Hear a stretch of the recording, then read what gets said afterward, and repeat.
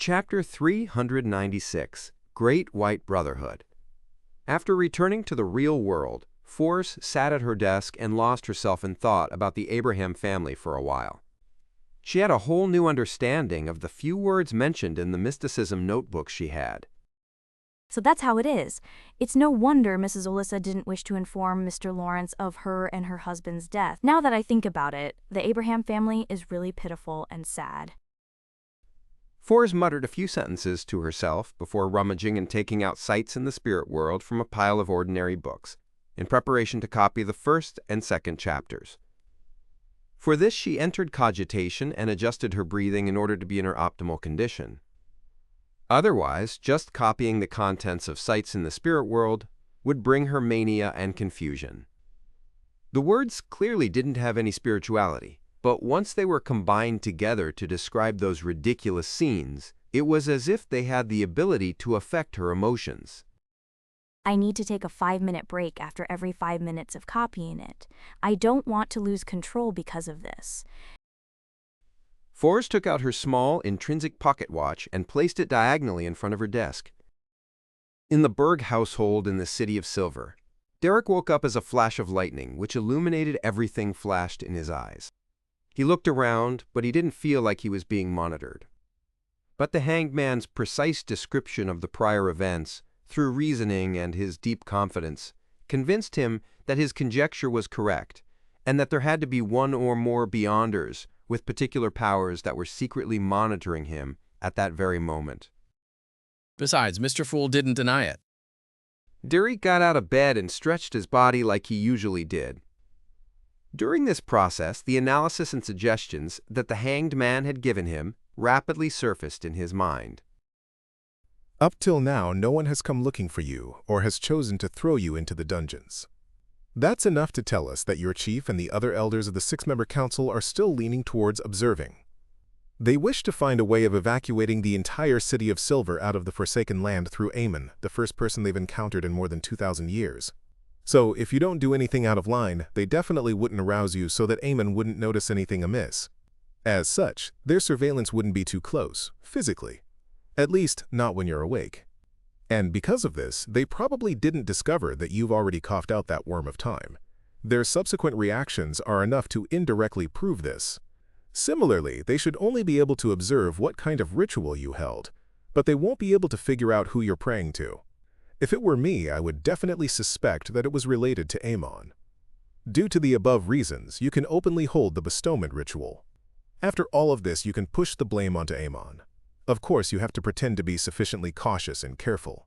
You have to be prepared to undergo the examination of a psyche analyst and other beyonders of other sequences, when everything is over. Regarding this matter, you can seek Mr. Fool for help. With the hanged man's suggestion, Derek walked around the table twice, carefully closed the window, lit a candle, and set up a bestowment ritual.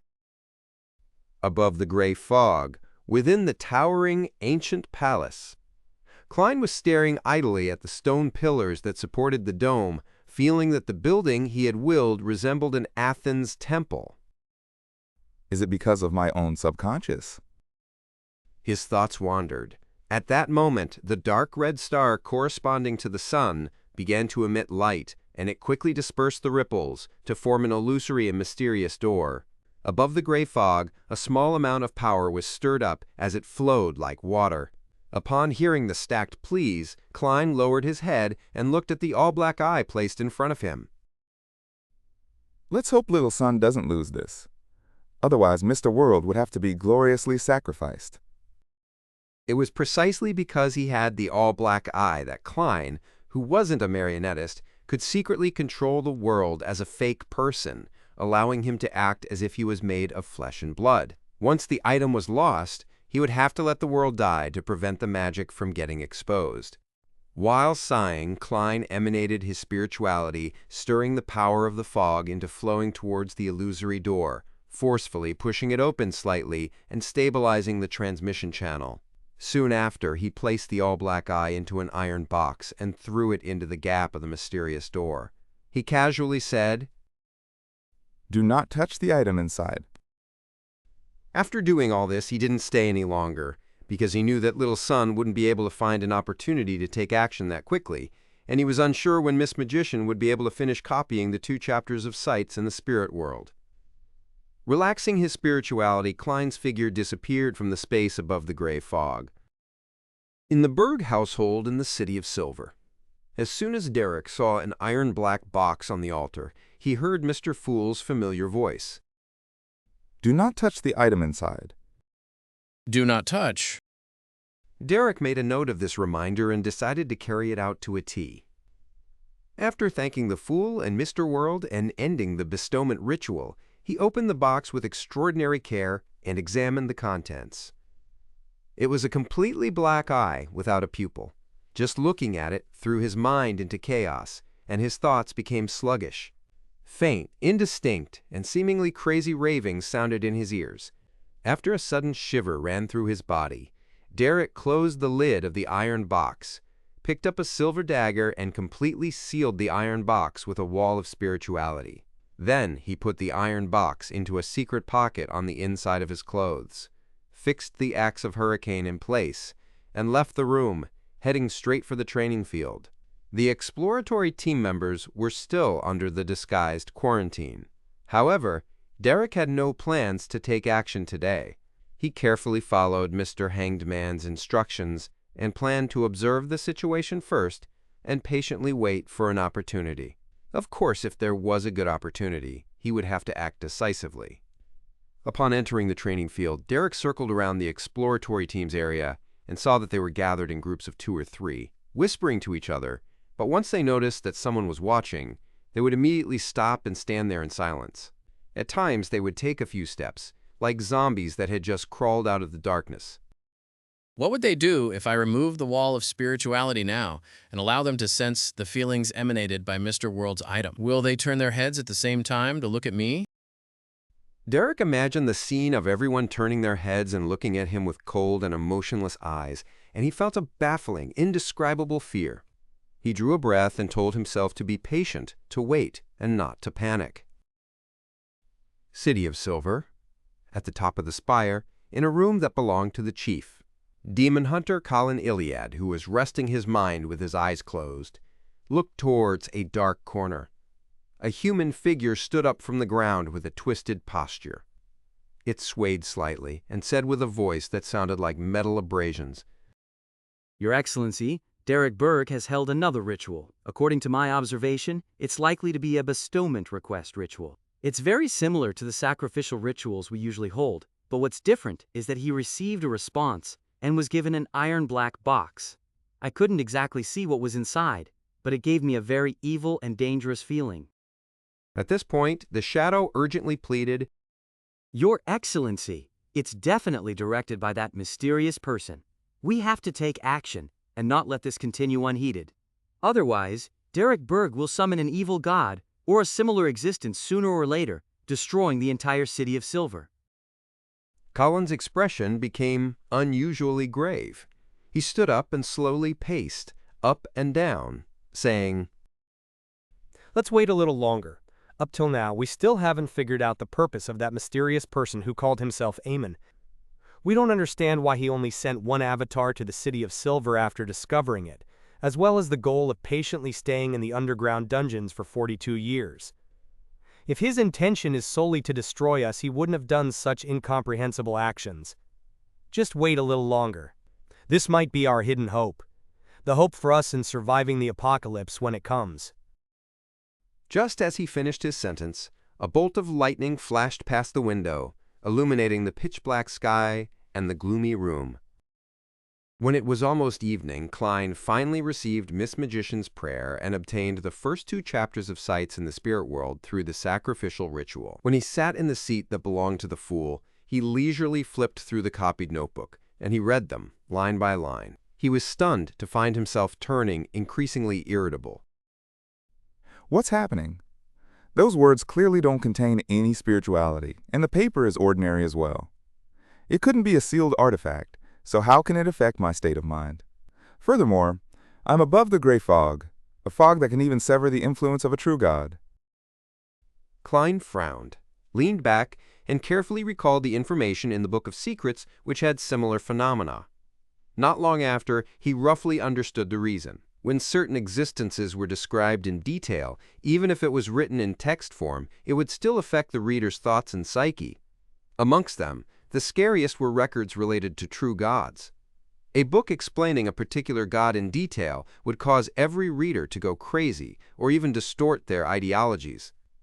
As for Beyonders, there was a high chance of them losing control. Sights in the Spirit World was written by a certain ancestor of the Abraham family. He had recorded all the strange and wonderful things that happened when he traveled through the spirit world. In the first chapter, he described the lights in the spirit world.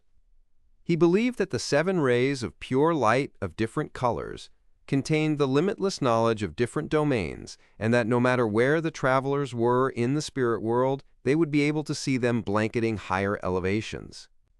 What was even more surprising was that these 7 rays of light were alive. They were like spirit bodies that lingered there. In the field of mysticism, many of the secret deed rituals were actually aimed at the 7 pure lights, and through their secret connections they allowed one to gain a certain amount of knowledge. Therefore, many mysticism experts called the 7 pure lights master or teacher. In response to this, the 7 pure lights seemed very happy. They had even pulled quite a few spirit world creatures to form a secret organization that specialized in teaching people, the Great White Brotherhood. In the second chapter, the traveler from the Abraham family recorded his encounter with the yellow light, Venethan, chapter 397, Apocalyptic Prophecy. Relying on the power of the mysterious space above the gray fog, Klein quickly recovered a good state of mind and continued to read the second chapter of the sights in the spirit world. The traveler of the Abraham family, the owner of the notebook, claimed that when he wandered into the depths of the spirit world, he met an elder dressed in lemon-yellow robes. The elder's body was translucent and was abnormally similar to the surrounding creatures of the spirit world, but his attitude was surprisingly amiable. The traveler from the Abraham family conversed with the elder for a while, and he was surprised to find out that the elder was actually one of the 7 pure lights that blanketed the spirit world at the highest elevation. Yellow light Venethan. Venethan told the traveler of the Abraham family that his own characteristics were reason and adaptation, that he was the symbol of astromancy, and that his corresponding gem was emerald. He made a rather anxious reference to a prophecy that came from himself.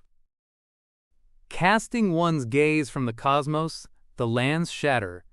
Everything in the world will cease to exist. He believed that this would be the end of the world within 200 years. Nothing would be spared from this. The traveler from the Abraham family didn't have much of a reaction towards this comment. Instead, he asked how he could remove the bloodline curse of his family. Yellow light Venethan told him that, in a certain sense, it was indeed a curse, but it had a completely different nature from the curses in mysticism. The solution was in the future, in the hands of an apprentice who was assisted by a hidden existence. He also warned the traveler of the Abraham family that the day the curse was lifted was the beginning of the Abraham family's true doom. As for what the tribulation was, he said that he wasn't so sure himself. He believed that it involved a great existence on the level of gods. In the second chapter of Sights in the Spirit World, the owner of the notebook mentioned something else. Venethan mentioned another matter. The rulers of the Great White Brotherhood would often enter the real world and through different methods transform into humans and teach the knowledge of their respective domains. Since the 5th epoch, many of the mentor-level characters of different domains were their incarnations. For example, the greatest astrologer, D. Forsman, in the last 1,000 years, had proved that their current world was a planet. He was none other than the human incarnation of yellow light Venethan. Based on this, the owner of the notebook raised a theory. Which pure light's incarnation was Roselle Gustav, who could be considered a mentor in many fields? No, he wasn't. If you really want to think like that, then he's probably a green light. Klein raised his hand and rubbed his temples. Based on this, he judged that the owner of the notebook wasn't an extremely ancient beyonder. However, judging from the fact that the person didn't address Roselle as emperor, this tour of the spirit world had likely taken place during the period when Roselle was still a consul, or when his proclamation as an emperor was still not widely recognized. Of course, it didn't prevent the possibility that Beyonders of the Abraham family refused to recognize any emperor other than the Tudor emperor. Klein frowned as he thought, A traveler who can roam the spirit world. It must be quite a high sequence. If he were a high sequence Beyonder, Mr. Dora would have long been rescued, and the so-called bloodline curse would no longer exist. Thus, the owner of the diary would be a sequence 5 Beyonder or a sequence 6, with a mystical item. Although the Abraham family has declined, they aren't weak either. Why is Yellow Light Venathan's prophecy similar to that of the Demoness sect and the Aurora Order? The apocalypse is coming? From the period that I predicted, the apocalypse should only be 24 to 50 years from now.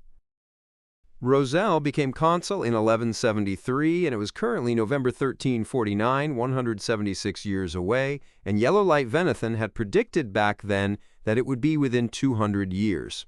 Considering the fact that Klein had only made an estimate of the period interval, it was possible that he was 24 to 50 years from the apocalypse. Roselle proclaimed himself as emperor in 1192 and was assassinated in 1198.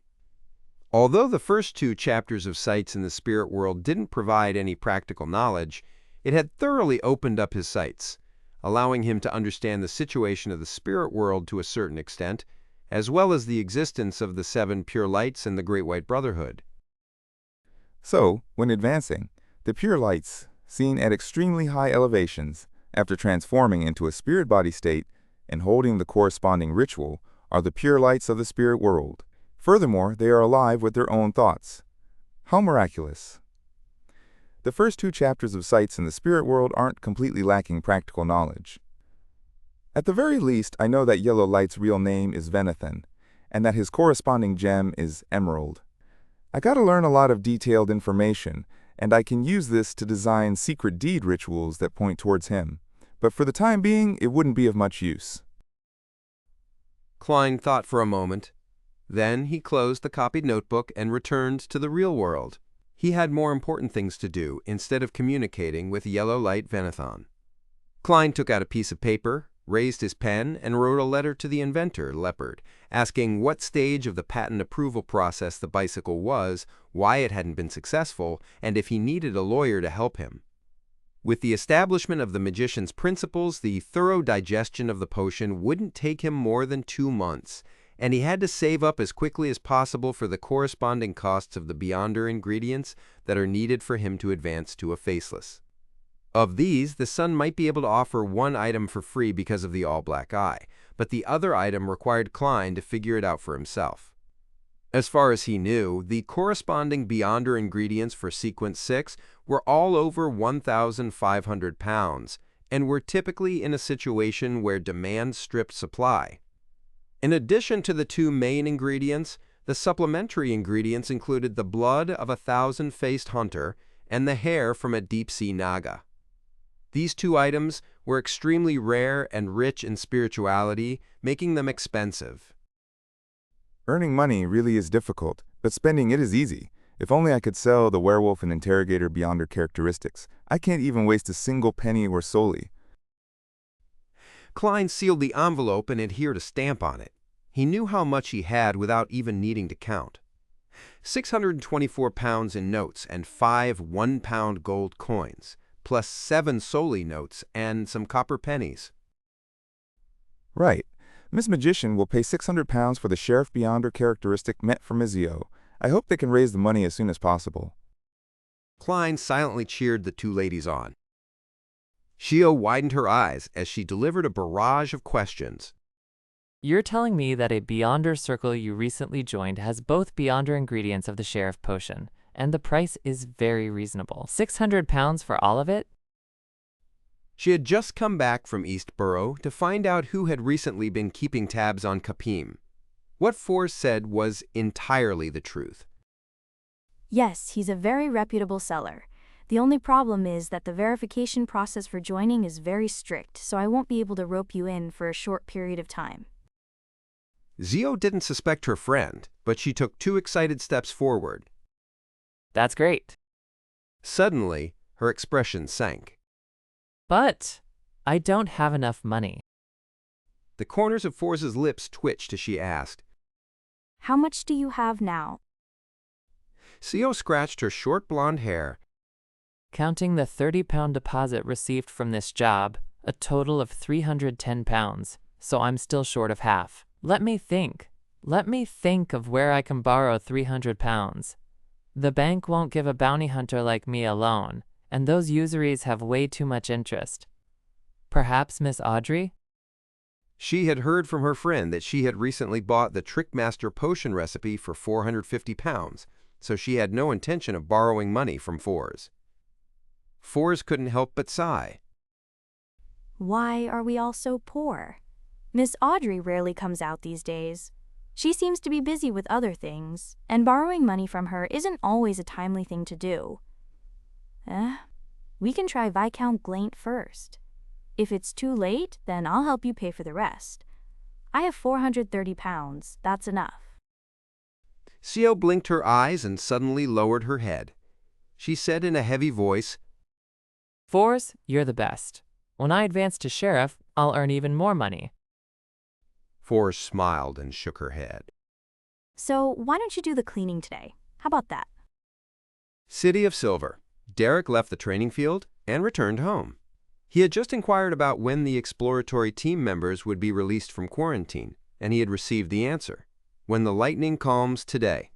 Sitting down at an ancient wooden table, Derek considered the plan again, remembering Mr. Hanged Man's reminder. If there's no suitable audience to testify for you, then you might as well use the Beyonder who's monitoring you. But how do I know when I'm being monitored? Mr. Hanged Man said it with great certainty, but he wasn't detailed enough. Many questions arose in Derek, but he couldn't find a way to verify them. Although he felt embarrassed to ask Mr. Fool for guidance on this question, upon considering the fact that this matter was related to the survival of the City of Silver, he mustered his courage. He spoke the name of the Fool in a low voice, and he briefly described the difficulties he had encountered. After a while, he saw Mr. Fool sitting in the middle of the endless gray fog. He heard a concise reply. Touch the item in the iron box. Do not exceed 3 heartbeats. Prepare yourself in advance.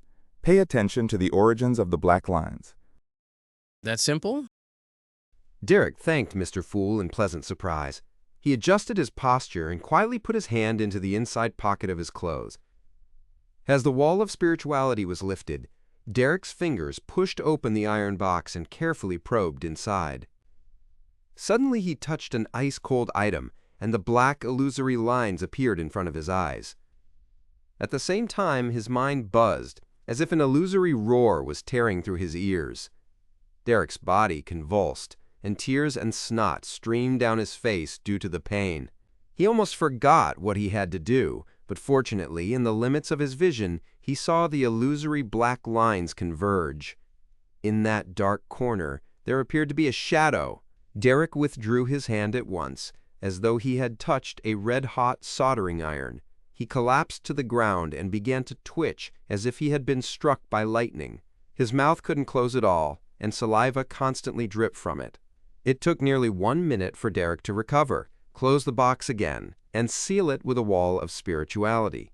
He stood up and took a sip of cold water, already aware that someone was monitoring him at that very moment. After an unknown period of time, Derek suddenly heard a knock on the door. He asked, slightly at a loss. Who is it? A jovial voice came from outside. It's me, Dark. The exploratory team has been removed from quarantine. Whew, weren't you interested in knowing about our experience this time? Chapter 398, Alluring Mushrooms. Dark? The image of Dark appeared in Derek's mind. He was of medium height, slightly plump, and strong. He was an optimistic, cheerful teenager who often beamed with a friendly smile. He was a classmate during general education and a teammate of the patrol squad. But after this exploration of the fallen creator's half-destroyed temple, he had become reserved and merely smiled at everyone.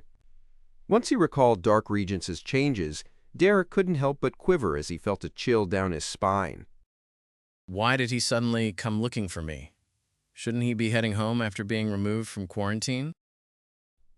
At that moment, many questions arose in Derek's mind. Suddenly, he thought of a possibility. Elder Lovia knows that I've suspected that something abnormal had happened to them, so she sent Dark to deal with me. Derek was first shocked and filled with horror. But immediately following that, he felt that it might not be a bad thing. Mr. Hangman said if there isn't a suitable audience to testify for you, then you might as well use the Beyonder who's monitoring you. And now the person monitoring me is in that corner. If Dark were to suddenly attack me, then he would definitely expose the fact that there's something wrong with him. This way, even if I don't use Mr. World's item, I can still make things go smoothly. Derek turned his head to look out the window. At that moment, the frequency of the lightning had dropped to its nadir. Only after a minute or two would a bolt of lightning streak across the sky, illuminating half the sky. The entire world and most of the City of Silver was immersed in a deep darkness most of the time. If he were alone, Derek wouldn't have searched for a candle to light. He liked to lie quietly in bed and think about all sorts of things. Of course, he knew that this was actually rather dangerous. If there was no light to dispel the darkness, then monsters could suddenly appear, even within the City of Silver. However, Derek was a light suppliant himself, so he came equipped with the attribute of light and wasn't afraid of something similar happening. Knock! Knock! Knock! Dark knocked 3 more times, as if urging the master of the house to open the door. He wasn't like that before. He was very polite. Derek suddenly felt a deep sense of sorrow. He took out a candle from a wooden box and placed it in the middle of the table. He then rubbed his fingers, creating a golden flame. The flame lit the candle, filling the room with a faint but warm glow, and this was accompanied by a faint, pungent aroma. The candles in the City of Silver were mainly made from the fat and oil refined from the bodies of monsters. They would have different smells due to their different origins. After taking a deep breath, Derek walked to the door with a strong sense of vigilance and opened it. Dark asked with a smile, What took you so long?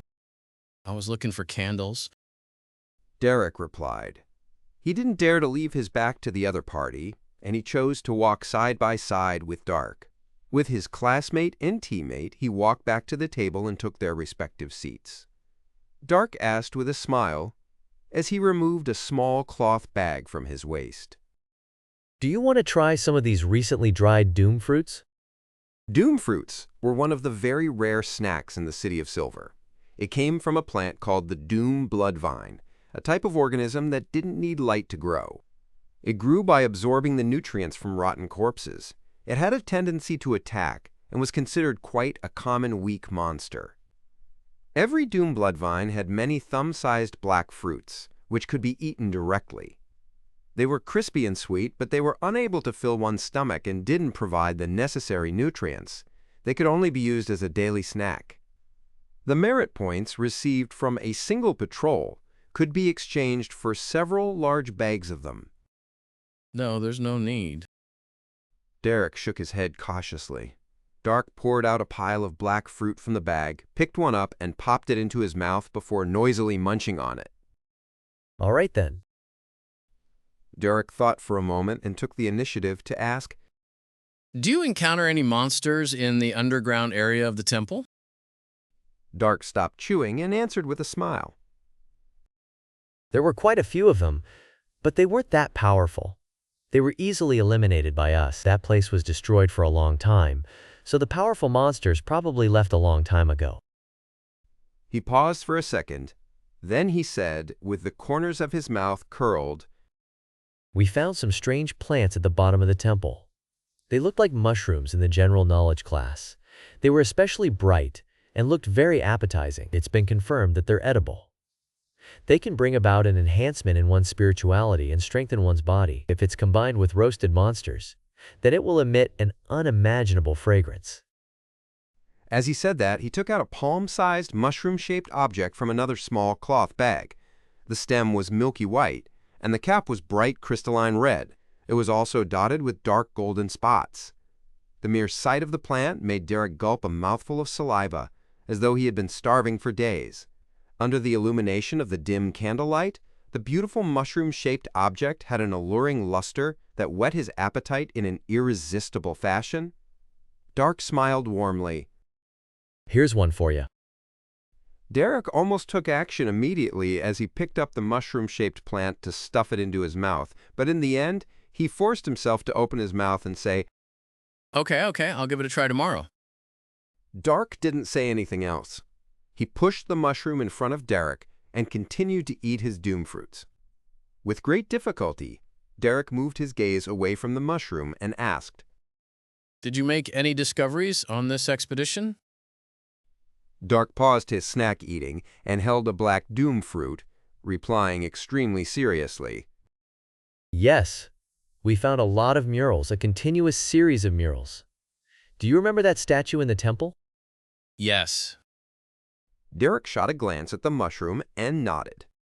A huge cross with a naked man nailed to it while hanging upside down, and its surface was deliberately smeared with a lot of blood.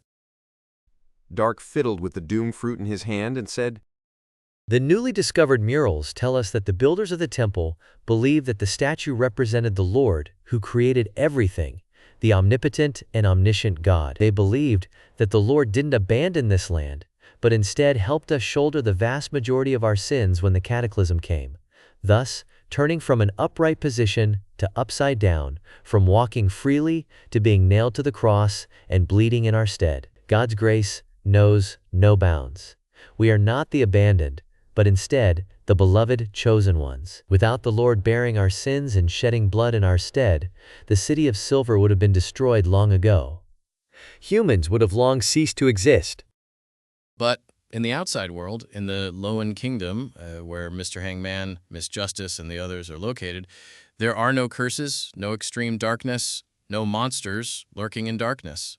We aren't the chosen ones who are beloved. Derek silently retorted inwardly.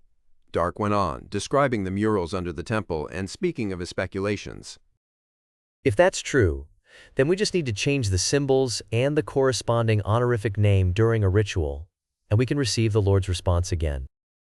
As this went on, Derek found it increasingly difficult to resist the temptation of the mushroom. No, I mustn't eat it. If I eat it, I might end up like Dark and the others, completely corrupted by the fallen creator and become a fanatical believer. Even if there's someone monitoring me, they wouldn't notice anything amiss. Derek felt a surge of horror that he had to do something to extricate himself from the situation.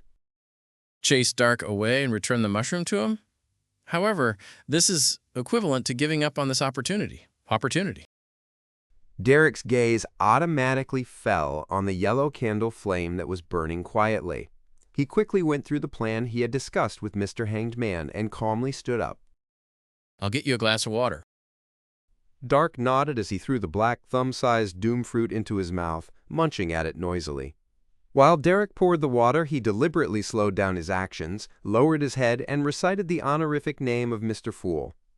Finally, he said, Your devoted servant prays for your attention. I pray for you to take his offerings. I pray for you to open the gates to your kingdom. Whoosh! A strong gust of wind blew up inside the room as the power of nature, generated under the incantation's influence, formed clear waves. At the same time, Dark, who had just picked up a black doom fruit, suddenly raised his head and looked at Derek, who was facing him from the side. What happened?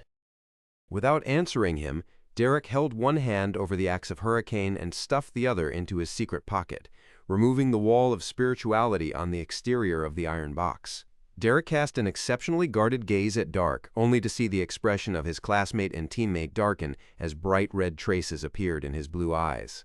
In his hand, the doom fruit strangely shed its outer darkness and transformed into a seemingly pale, fleshy color. It wasn't a doom fruit, but a finger, a bloody finger, a human finger. The pile of doom fruits on the table were comprised of human fingers.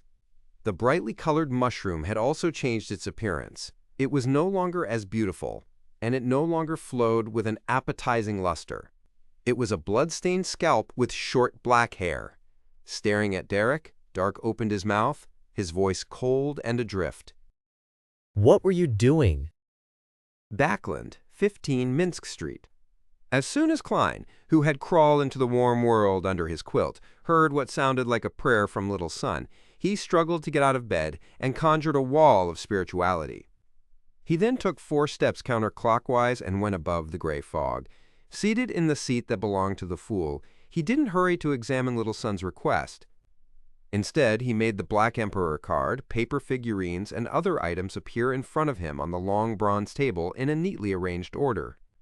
According to the Hanged Man's plan, the scene of the sun stimulating the mutation of the exploratory team's member would happen during a sacrificial ritual. That way, when the matter was concluded, it would be quite simple to make the object that was borrowed from the world disappear from the scene, wiping away all the evidence. After that, all the blame could be pushed onto Ammon.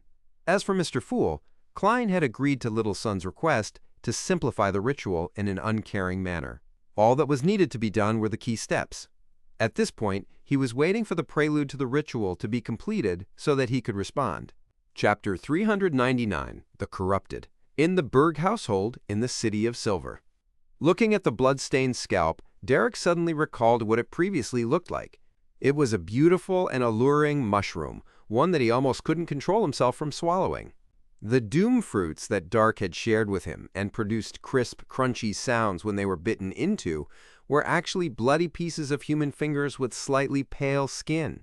At that moment, Derek had a violent spasm in his stomach before a gush of acid surged to his throat. Resisting the urge to vomit, he quickly croaked a line of lyrics. God, please have your kingdom descend upon this land. Your enemies will disperse, and your followers will relish in joy. There was a touch of warmth and holiness in the song, and Derek felt all the discomfort in his body weaken. His spirituality also became full and lively. His courage, his strength, and his agility were all greatly enhanced by this song. That was the beyonder powers of a Sequence 9 bard. Dark stared at his former classmate and teammate singing with an increasingly dark expression. The way he spoke became more and more inhuman. What is that thing on your body? Haha. What is that thing on your body? Haha. What is that thing on your body? All of a sudden, Dark's clothes were stretched out in bugling strips, as though a nest of slithering venomous snakes was underneath them. Whoosh! Bloody strips of flesh pierced through the black skin-tight clothing, and its surface had rough skin covered with hair. Strands of meat began to flail outwards, causing Dark to look like a bloody, furry hedgehog. With a swoosh, the meat strands surged towards Derek, who was still standing at his original location. Derek was a patrol squad member who had seen quite a number of monsters, so he wasn't too flustered by this situation. He twisted his waist, raised his arm, and swung the axe of Hurricane that he was already holding in his hand. Whew! The axe of Hurricane hacked down at a few bloody strands of flesh, directly splitting them in half and causing them to fall to the ground. However, because it was nighttime in the City of Silver, this strike didn't bring about any lightning. Even more bloody strips of flesh began to surge forward, wrapping themselves around the axe of Hurricane over and over again as they relentlessly clung to it. Seeing that his weapon couldn't be pulled back, a pure light suddenly lit up in Derek's eyes.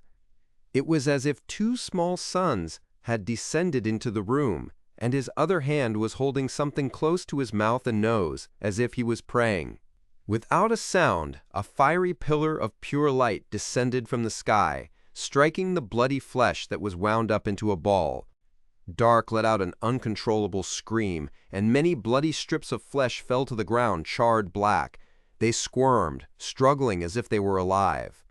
The spirituality contained within these bloody strips of meat was no longer under the control of its original owner, and gradually they merged with the natural power derived from the sacrificial ritual's incantation, forming an increasingly bright pink wave. This wave surged into the dim yellow candle flame, causing the light to suddenly burgeon, forming an illusory and mysterious door. Derek had long drawn the fool's symbol of concealment on the candle. This was all prepared in advance. All of this constituted a simple but complete sacrifice ceremony. Kacha. As the seat shattered, Dark lunged at Derek while flailing the bloody strips of meat. There was no fear or tension in his eyes, only the purest, most fervent desire.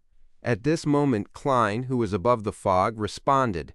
With a creaking sound, the illusory door that had many strange patterns on it opened a tiny crack. Behind the crack was a deep darkness in which countless transparent and indescribable shadows resided. High above these shadows were 7 pure lights of different colors that contained endless knowledge. Above the brilliance was an endless grayish-white fog, and above it was an ancient palace that overlooked the gray fog.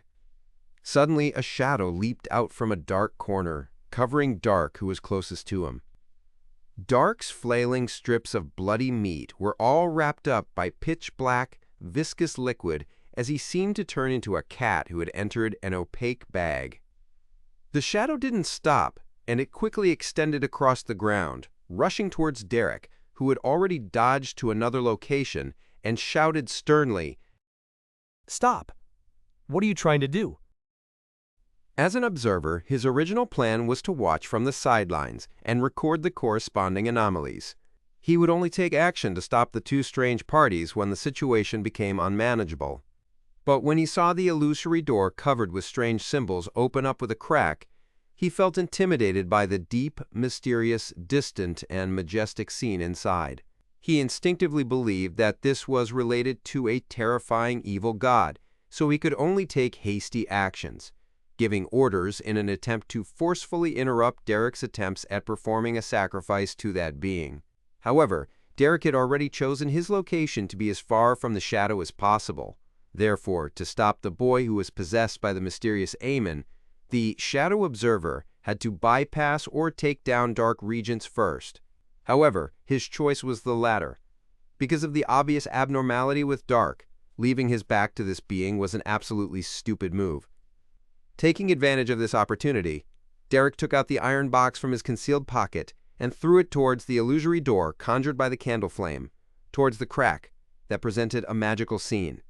As the iron box disappeared, the door, that was covered in strange symbols and characteristics, closed with a clang before quickly vanishing.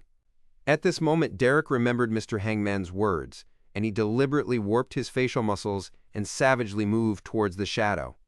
Before the shadow blanketed him, he suddenly coughed violently and covered his mouth with his hand before falling to the ground. The pitch-black shadow emanated and completely covered him. The room returned to silence, but there were now 2 huge black chrysalises on the ground. After a while, the pitch-black, viscous liquid withdrew and reformed into a shadow. With the chrysalis, the silhouettes of Derek and Dark appeared once more. The former lay there unconscious, but a tiny, strange worm with 12 transparent rings dropped from his hand. The latter had already turned into a lump of flesh, squirming and roaring as it prepared to attack. Faced with this situation, the observer had no choice but to spare some of his strength and once again wrapped him up, using his shadow-like black liquid to envelop Dark Regents, who had transformed into a monster. Glancing at the scattered pale fingers and the bloody scalp with short black hair, the observer couldn't help but take a deep breath.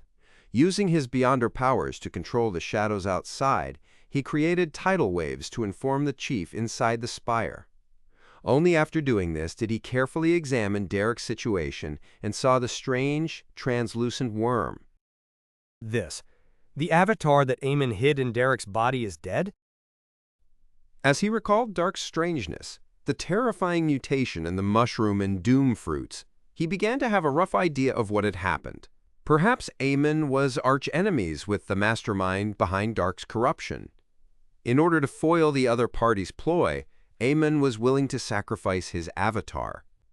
Derek's visit to the training field to observe the exploratory team and his report of them to the chief were both Amon's attempts to rid his enemy without exposing himself.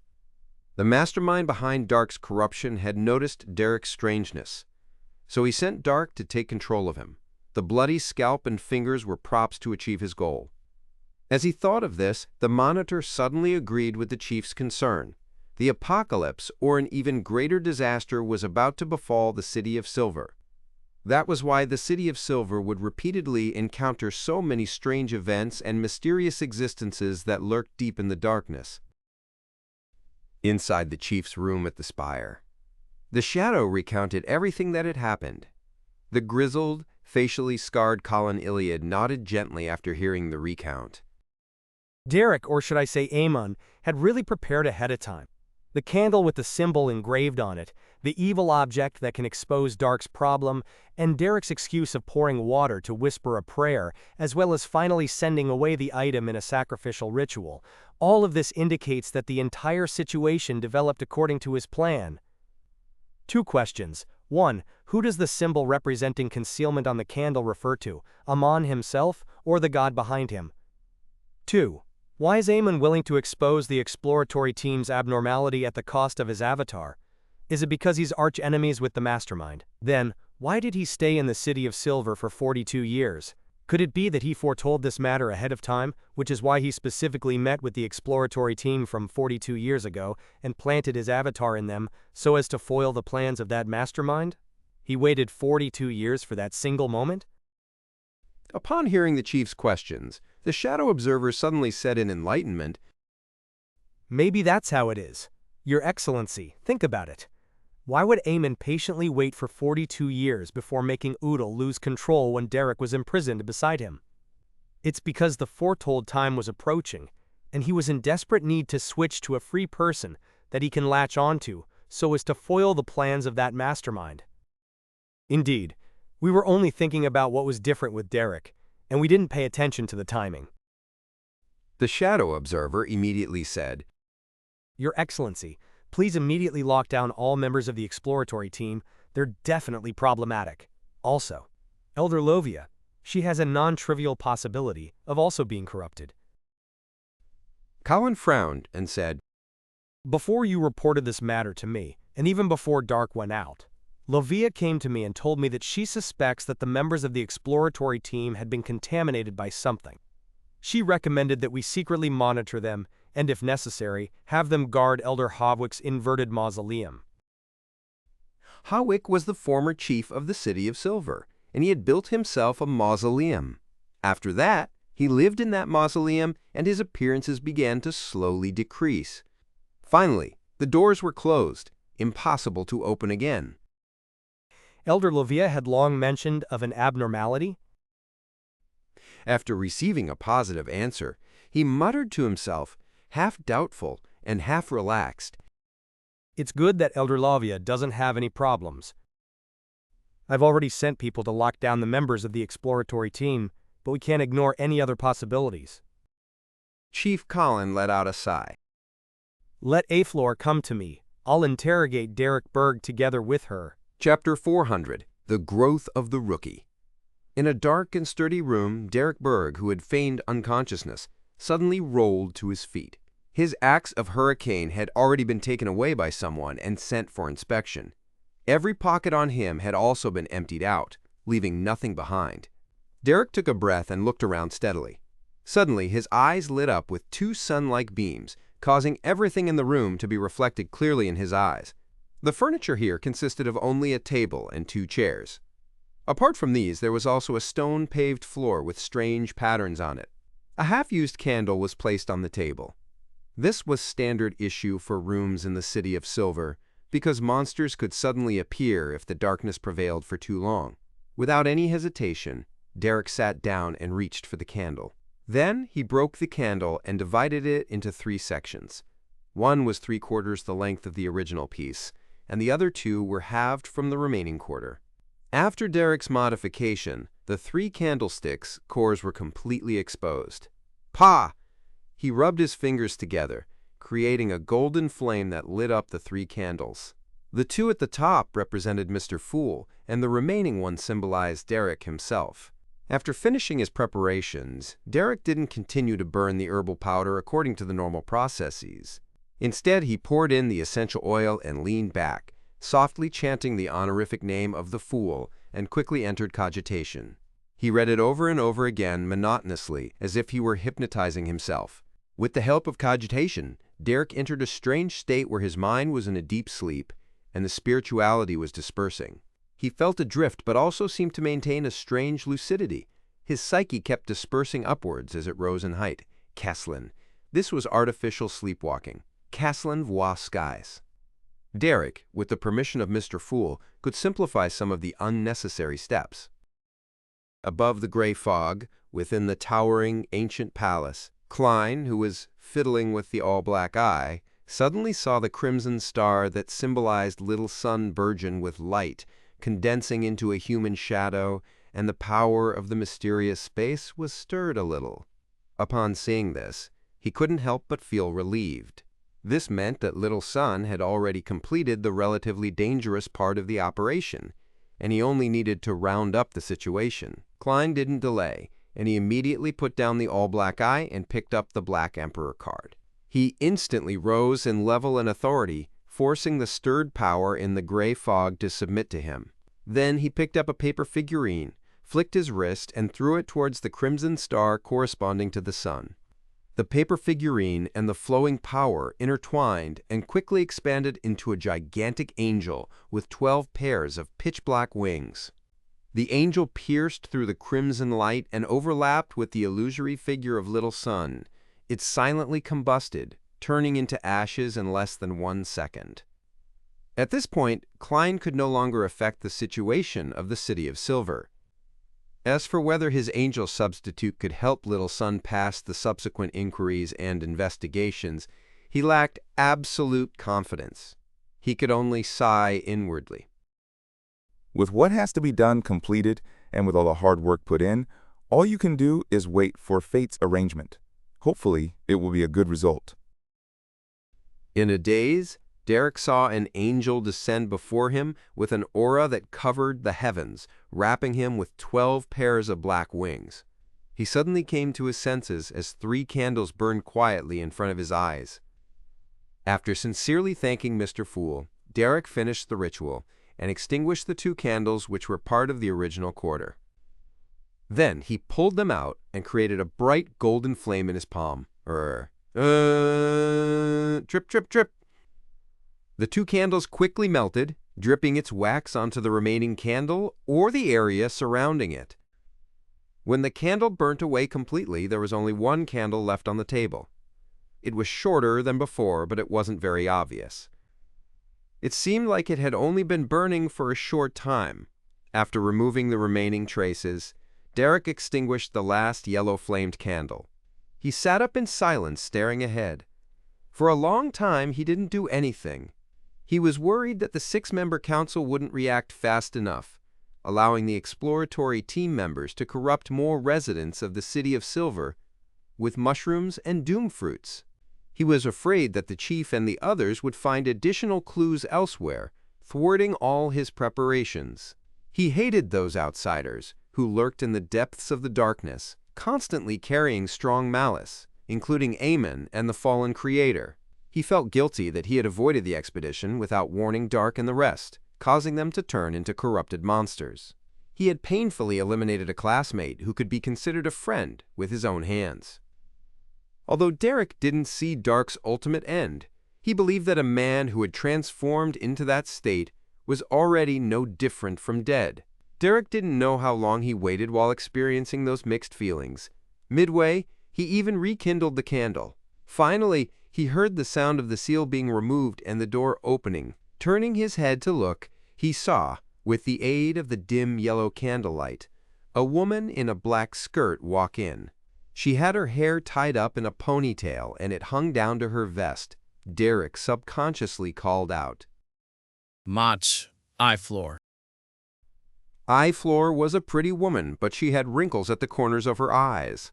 She smiled and nodded in response. Then she walked over with light footsteps and sat down across him. She asked gently, Do you have anything you wish to say? Derek instinctively lifted his head and looked over, only to suddenly discover that her pupils had somehow turned into golden vertical slits. His mind went adrift as he seemed to enter a sleepwalking state. Eyefloor adjusted the candle flame, letting the dim yellow light completely shine on the boy's face. Her pale golden pupils became increasingly indifferent, just like an emotionless audience. Suddenly, rings after rings of faint light appeared in those pale golden vertical pupils. It seemed to form a vortex and constructed a maze. In his stupor, Derek felt himself drifting away into the endless darkness and countless bright colors. At that moment, he suddenly became clear-headed. He felt as if something had ingeniously caught him in that state of reverie. He saw the flickering yellow candlelight and Aflor sitting across him with her pale gold vertical pupils. In a corner shadow, a grizzled chief, Elder Colin Iliad, walked out. After nodding to the chief, Aflor asked Derek, What have you been doing all this time? Derek remembered his training and maintained the same state of mind as before. I don't know. I've always been in a daze, as if I was in a dream. Only occasionally will I have clearness of mind. At the same time as his reply, two complex dark green symbols appeared in Demon Hunter Colin's eyes. Or continued. Do you know that you had a conflict with Dark Regents?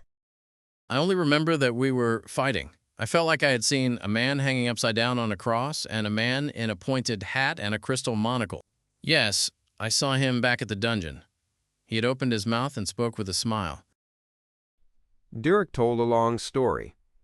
Aflor looked at the chief and pressed. What did he say? I can't remember. I can only remember one thing. He said with a smile, fallen creator, true creator, shepherd. Derek almost failed to control his excitement.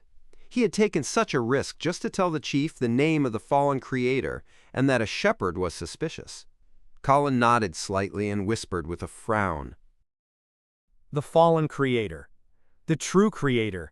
It matches with the content on the murals at the bottom of the temple. Ligioia. Shepherd. Aflor's voice remained abnormally gentle. And then? Derek answered in his stupor. After that, they clashed, and there was a lot of light, very bright lights. Then I woke up and kept coughing. The dark green symbols in Colin's eyes didn't fade this entire time as he motioned for Evelyn to ask about the details. Derek answered selectively, and he had pushed the blame onto Eamon according to his script. He claimed amnesia on anything that went beyond that. Finally, Aflor asked, Where did you get the axe? Where did you get the Sun Pathways potion formula? I bought the axe from an underground market. That person was masked, and I could only tell that he was male. The Sun Pathway potion formula was left to me by my parents. They had discovered it during an expedition. Derek answered confidently. These were points of suspicion that had always been there, so the hanged man had assumed they were bound to ask them while he was questioned. Therefore, he had made Derek to repeatedly rehearse the answers. Although the City of Silver's underground market was semi-open, there were still people who tried to conceal their identities for a variety of reasons. This provided the best explanation for Derek. After Aflor finished seriously listening to him, she turned her head sideways to Demon Hunter Colin and said, He's not lying. There's no way he can lie. I'm using the powers of Glory Crown. Colin nodded his head and said, In this state, he doesn't show any traces of evil, degeneration, or corruption. Discovering these traits was a special ability of a demon hunter. As a high-sequence job, demon hunters were the best at concealing their movements and intentions, making it impossible for them to be detected by targets who could foretell danger. Therefore, every demon hunter was a devil's nemesis. Tiewe. After some thought, Colin got up and left the room. He said to the shadow in the corner outside, I'll release Derek later. I think he's fine for the time being. Gel Enfor, however, secretly monitor him for a while.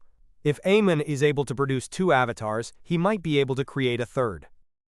The shadow responded respectfully. Yes, Chief. After Derek woke up, the interrogation chamber was empty, with only words informing him that he was free to leave.